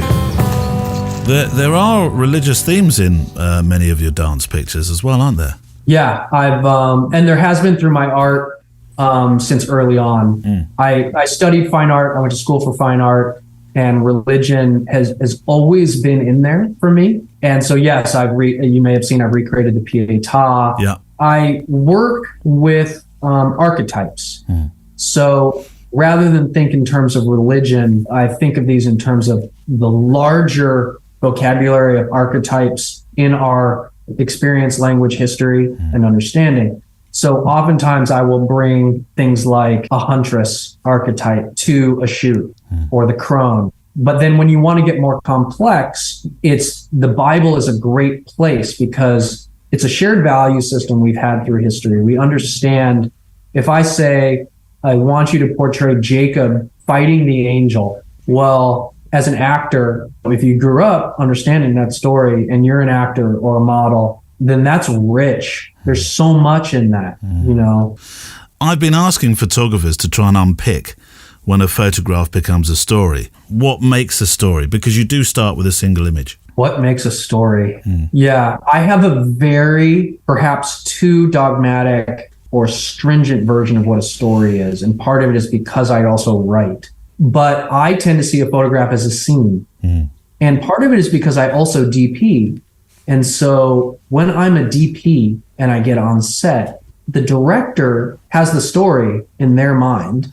And when I get to a location as a DP and put the camera up on sticks or something, and I'm looking at the scene, I'm doing a lot of the same things that I would do as a photographer.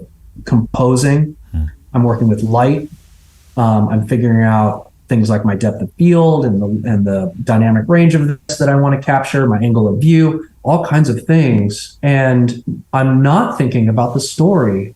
I'm letting the director think about the story. I'm thinking about how to best capture the mood of this scene. And it just reminds me that when I'm with a still camera, that I feel like I'm doing the same thing. And so I feel very much like a scene creator as a photographer.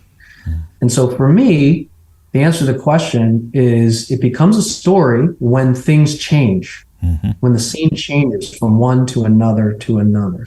The change of scene is, and sometimes photographers talk about that in terms of a series, but you can think of it other ways. When I shoot dance, for example, I usually will do at least 3 passes. If I'm doing video, it will be wide, medium, and close. And that's another form of change when you change your angle of view, because I experience a dancer different from 12 feet than I do, or you know, at 14 millimeter than I do at 200 millimeters, 70 millimeters. So the story can change that way too.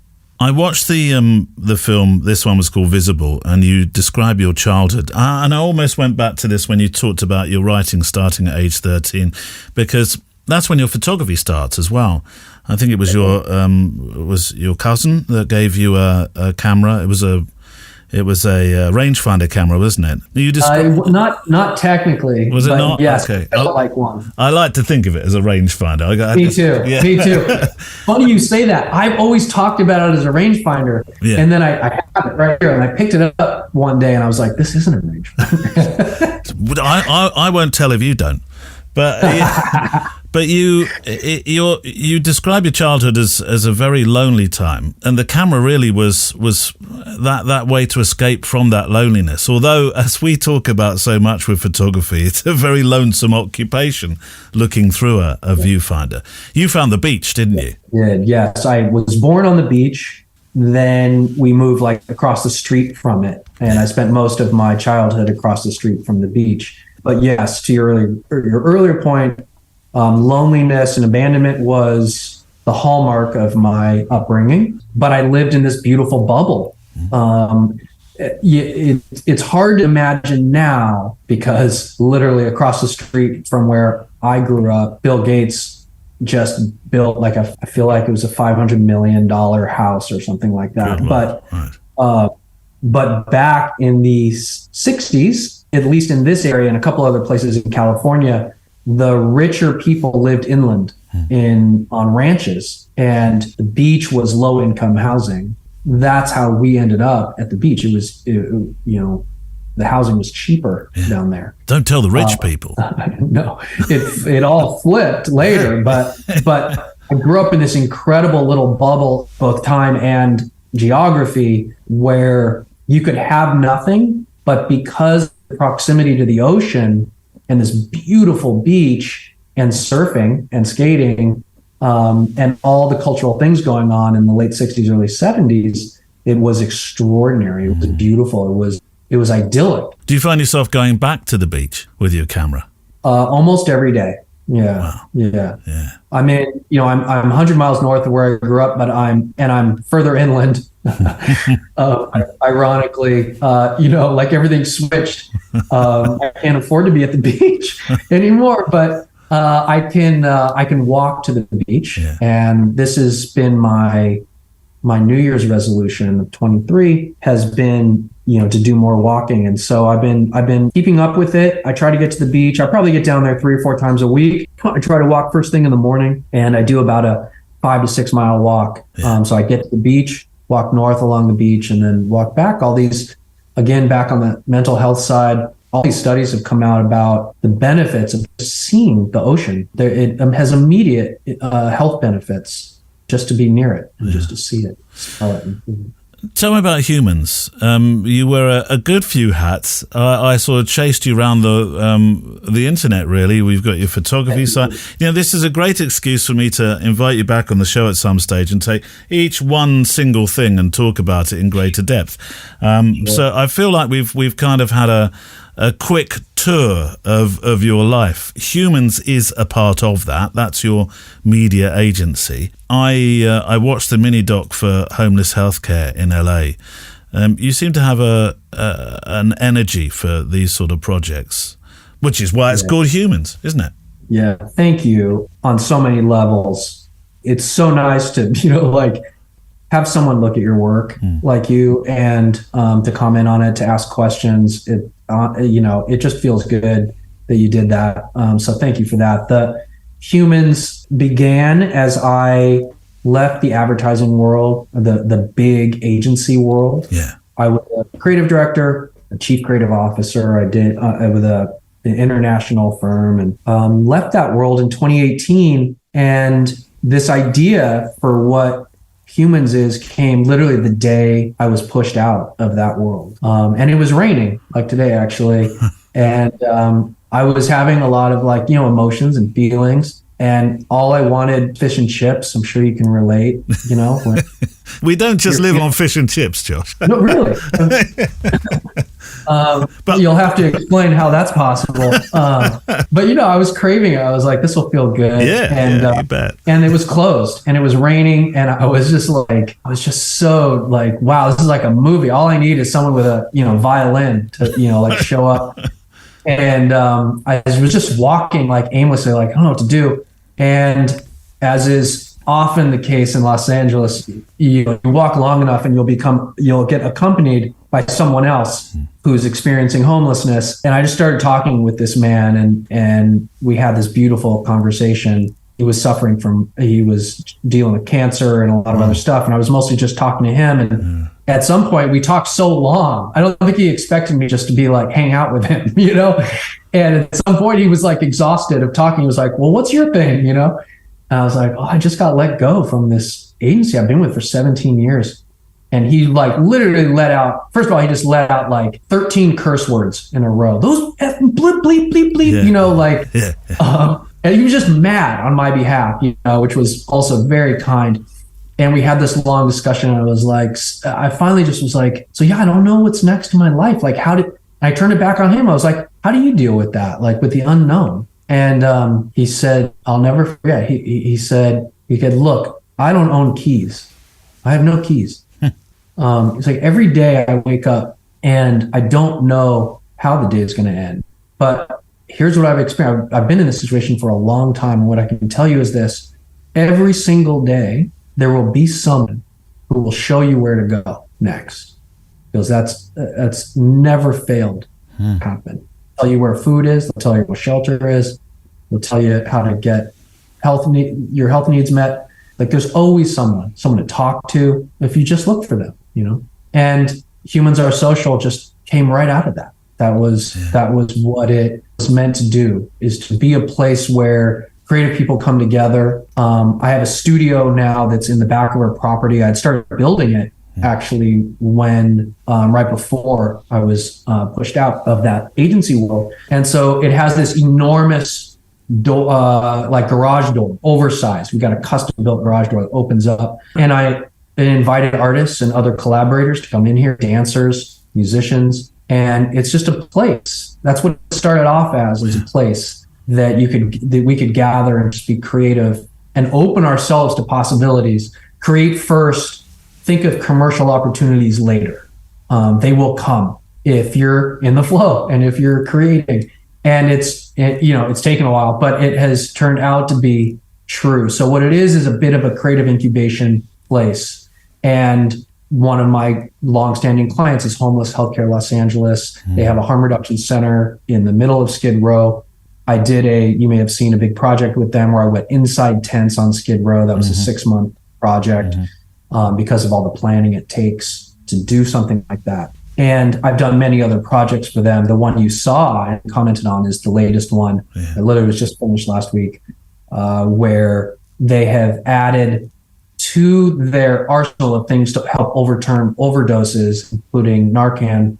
I couldn't believe the figures that fire department guy was talking about. Yeah, we actually had more figures in there, but they were actually overwhelming, and we brought it down to sort of a more sort of digestible set if there were one figure. But they've started to it's very difficult to overturn an overdose, not because it's difficult to know if you're being effective, as that movie sort of points out. And so this addition of oxygen and the training and the ability to add oxygen into what they have, but then also these golf carts that are going around Skid Row, so that they can feel part of the environment and not like in a closed off vehicle, with the oxygen stuff in the back and all the other materials they have.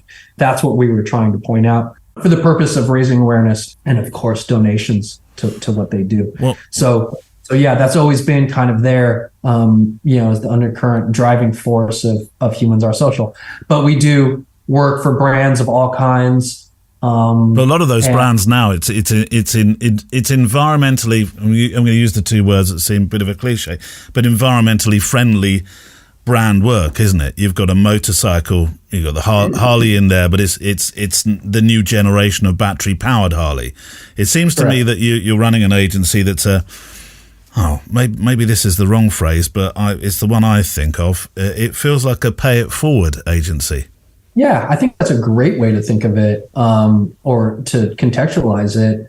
The experience I had in the agency side is that as a creative, you don't pick and choose your clients. You certainly don't have the ability to draw in certain kind of clients and not others. You kind of aim for the big ones, the automotive accounts, the big consumer brands, and that is what kind of drives the career. What I discovered is that there was one account that I worked on that made me feel very different, and that was the Affordable Care Act. When that got instated, I think it was 2009, they hired an agency, was not being very effective, and then I went to a new agency, pitched and won that account, and I think and then I did their initial launch campaign. That felt different to me. We launched it in California first. Our exchange is called Covered California out here. And I did all the marketing communications for that. And it's very complex. There's a lot of, different demographics and psychographics to deal with in multiple languages and all kinds of things about getting the uninsured insured. But in that process, what I felt was an underlying push to do something, to use, my skills in commercial art to do something with more impact. And I liked that feeling. That was great, And so I think that just immediately imbued into what I wanted to do with Humans Are Social. And I wouldn't even say that my partner, whose name is Sean, we spend a lot of time thinking about, our clients and who we'd like and things like that, but we don't design it. No. We just sort of invite it. We somehow, by having the intention and the desire to do things that work with clients who are doing good things for the world, that we just sort of end up in those conversations, and then people introduce us to the right people, So yeah, I think that's in there. I do think it's in there. Josh, any one of these things we could talk for hours about. I know we'd have our own Beatles kind of documentary. I am going to ask you one more question though. I feel like you may have answered it, but I'm eternally searching for the one pithy statement that sums up this particular question. My audience will know exactly what I'm about to ask you. I think you're going to be fascinating when you give your answer. I'm sorry, I'm piling on the pressure here, but what is Josh Rose's why? I am most fascinated by the idea of Gestalt. I think it is the secret to the universe and the reason for our being. The notion is originated, may know, as a study of the eyes and how the eyes see. And maybe this is a good full circle to the idea of it is staring. In the study of Gestalt, what was determined and why it became such a larger concept that influenced design, influenced psychology so much, is this large notion that the whole is different than the sum of the parts. What a powerful, powerful concept that is. And if you look at the way the universe was created, the way the earth was created, the way everything on the earth was created, it was all imbued somehow with this desire to make more than we are as individuals. Even if you look at a molecule, you look at an atom, these elements come together. Why are they coming together? If not out of some desire to be more than what they are as an atom, and then think about it in the other direction as proof. What happens if you try to split an atom? What if you try to remove that desire, that innate structural desire we all have to create something more? It's disruptive, painful, explosive. And so, I don't know, if I get as in touch as I can with my own humanity, it's that I want to do more than I can do by myself. And my thanks to Josh Rose. What a privilege to talk with such a multifaceted, talented, I was going to say individual, but of course that's not the point, is it? Josh is talking about, we're never better than when we're creating and working together and spending time with each other. So, an absolute joy to spend time talking with Josh. His photography, his dance photography, just amazing. I will, of course, as you would expect, link to lots of bits and bobs on the show page today, number 375, episode 375. So for links to him and other photographers you heard about today, socials, websites, we have a big... come on, pups, this way. Come on. This way. I know you want to go the muddy way, but that's not happening. He's not barked today, is he? Famous last thoughts before we get toward the end of the show today. For links, and there's a big video library today, lots of stuff on there, then go to the show page for 375 today. You'll find a a link in your podcast player app to that as well. Except, and this is sometimes, there's not many things that agitate me, but when I can't work out why it doesn't do it, there's an agitation level between 1 and 10 nil. I'd say around about 3, possibly nudging on 4. Google Podcasts decide in their infinite wisdom just to link to some of the links, not all of the links. Anyway, move on, Neil. I will. Our play-out song today is from Jared Foldy. It's a beautiful, though brief, visit to a new artist for us on the show, who I know we'll be sharing more from in the weeks and months to come. There's actually blimey. Is that a dog or a horse? What the? Look at that, pups. No. He'll have you for lunch. You are beautiful, but you're massive. God, dear, look at that. It's like a Shetland pony. That's not a dog. Go on, pups. This way. This is not the day, honestly. Come on. You may not be making noise, but now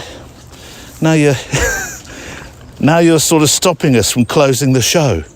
Come on, this way. Where were we? Jared Foldy, Neil. Oh, yes, Jared Foldy. Yes, he is a fabulous artist, and I think in particular one of his songs, that's where we were, Back on Track, will be good for the programme in Grimsby, because it's all about the water.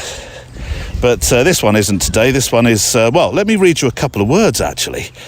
There's not many lyrics to this song, but the ones that I've gleaned for you. Started off wandering up a hill. You grabbed me and pulled me up with you, so I can see it all. See it all. Oh, fabulous.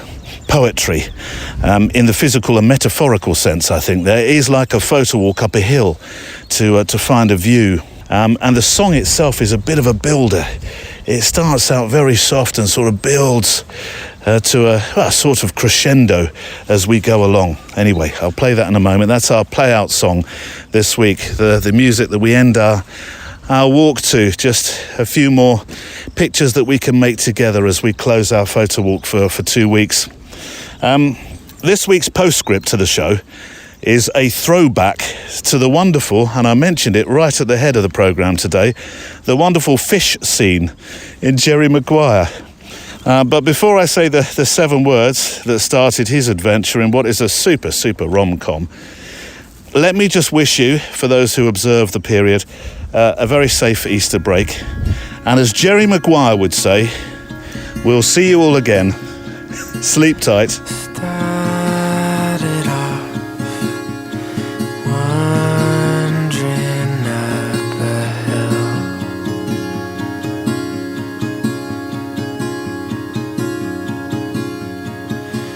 You grab me and pull me up with you.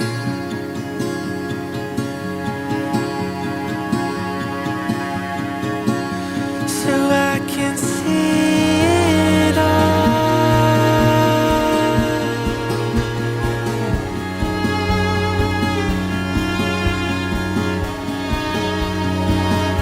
So I can see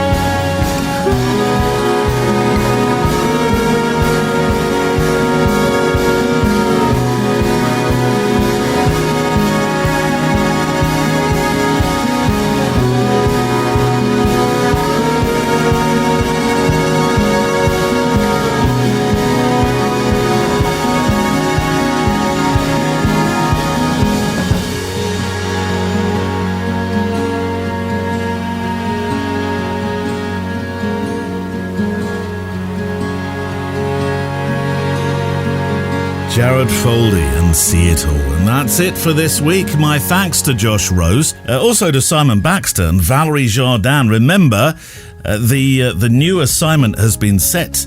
It's going to be your challenge for the next month, the month of April. We're looking for street self-portraits. Send them to stories@photowalk.show. Stories@photowalk.show. And good luck for that. The Extra Mile is out. And a reminder that this week, well, it's very eclectic. We're talking about everything from privacy to shooting square to image theft in the mailbag. So go across now to hear that. Or, of course, you can walk with me while you listen at the weekend. Final virtual fist bumps go to Neil Ford, head of stuff that only works after he's given it a reboot. Emily Renier for your eyes in our Facebook group, and Andrea Gilpin, Chief of Staff on the Instagram and Ideas floor, to Artlist2 for the music. And, I look forward to photographing with you, hearing from you and talking with you after our Easter break when we return on the 15th of April. The Photo Walk is a Loading Zone production.